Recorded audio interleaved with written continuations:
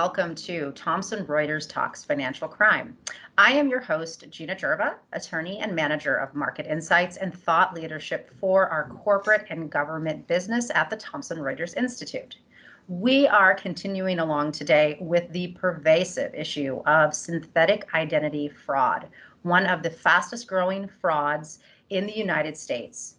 In our last episode, I spoke with fraud expert Chelsea Binns, who is an assistant professor at John Jay College of Justice, and she talked to us about really the nuts and bolts of what synthetic identity fraud is also being called Frankenstein fraud. Joining me today is Jim Dinkins, president of Thomson Reuters Special Services. Jim has 30 years of public and private sector experience in federal law enforcement and in the banking industry, where he has held numerous senior leadership roles. After 9/11, he became the chief of the Cornerstone and Financial Investigation Programs at the new Department of Homeland Security, and he established Homeland Security Investigations, or HSI, the second largest criminal investigative agency in the United States. Jim has held, like I said, senior leadership positions in financial institutions as well, so he brings both that public and private aspect to this conversation. Jim, it is always good to talk to you. Thank you for joining me. Thank you for having me, Gina. So Jim, synthetic identity fraud, it's a relatively newer phenomenon. We heard from Chelsea Binns that, in the last decade or so, it's really, really ramped up. Where are fraudsters getting this information, this personally identifiable information, to create a synthetic person or synthetic business? Yeah, Gina, that's a great question. And it does come from a variety of places. One place, particular is actually the deep web. So when you hear about these big data breaches, both big companies and little companies, that information that is stolen from those companies is then sold on the deep web. So you can literally, criminal organizations go on the deep web, add to their cart various identities, anywhere from 1 to 1,000 identities, and check out and actually get all that PII information. They can also seek the PII information and obtain it from places like prisons. So sometimes convicts who know they're going to be in prison for a long period of time will sell their PII information for criminal organizations to exploit while they're incarcerated.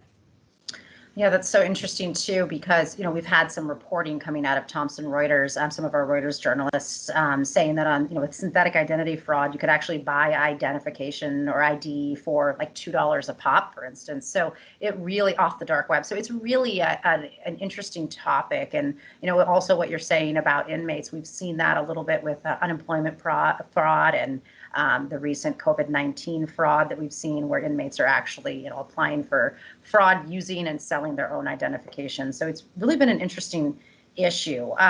In terms of financial institutions, though, it sounds like if the fraud is continuing to grow, financial institutions are maybe having trouble or being vulnerable to this type of fraud. So what would you suggest they could do? Why are they vulnerable, and what could they do to stop this or prevent it? Yeah, that's a tough question that they've only recently really had to face, and then only even recent years has kind of those losses been magnified. But the big challenge with combating synthetic identity fraud is that this was born out of vulnerabilities in our traditional means to prevent the identity fraud from happening, right? So they sew together, as you mentioned, the Frankenstein, they bring together legitimate PII information with fraudulent information to beat the controls that we traditionally have in place at both in the government and at FIs. So that they're very ingenious about trying to find vulnerabilities and exploit those vulnerabilities. And then they even sell information about how to exploit those vulnerabilities at institutions or government practices, that they'll actually go on the deep web and sell how to do that. So it's been a very difficult problem to solve because of the creativity of these criminal organizations who can do this all online. So what can financial institutions do to safeguard? Yeah, and there's been a big improvement over recent years, just even in my time, and starting 4 years ago to today at a financial institution, seeing that really evolution of means and methods they're using to combat synthetic identity fraud. And a lot of it is they're empowering vendors that are out there that specialize in and aggregating a lot of public information, combining that with the aggregators who bring together a lot of online identity. So your online identity combined with your true PII information can really prevent and help identify early on in the fraud, a synthetic ID. So it's really relying on a lot of vendors, and they're sewing this together to create kind of a layered approach to the security protection. Yeah, and really using technology to combat this, and using the means you have available to you, and we're technology provider. Thomson Reuters is obviously one of those.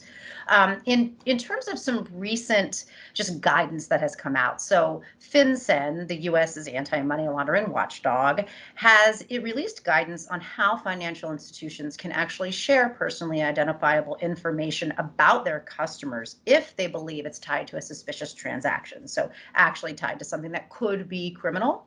The guidance is really meant to help clarify limits to what officials have called a key tool in identifying potential instances of money laundering and terrorist financing. So my question to you is, do you think this new guidance will actually help in the fight against synthetic identity fraud? And I think, obviously it's going to help with money laundering and terrorist financing, but what about fraud like this?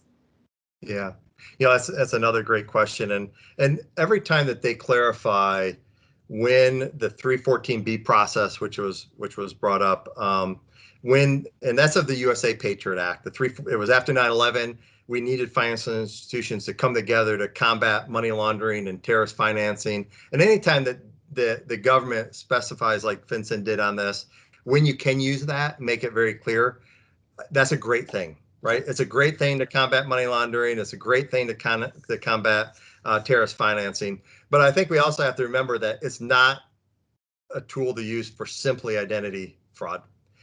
It doesn't become applicable until later on, when a lot of times it's chasing the funds as they're being laundered through the global financial systems, that it really becomes a really effective tool. So yes, it will help, but it won't solve the problem in and of itself. Well, and finally, just when we think about, you mentioned 314B, sharing information between financial institutions to really combat, financial crime.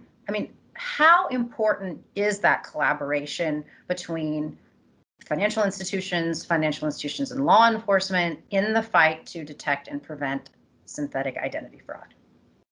Yeah, partnerships are so important, and this is not a problem that the financial institutions are going to be able to solve on their own, and it's not one that the government can solve on their own.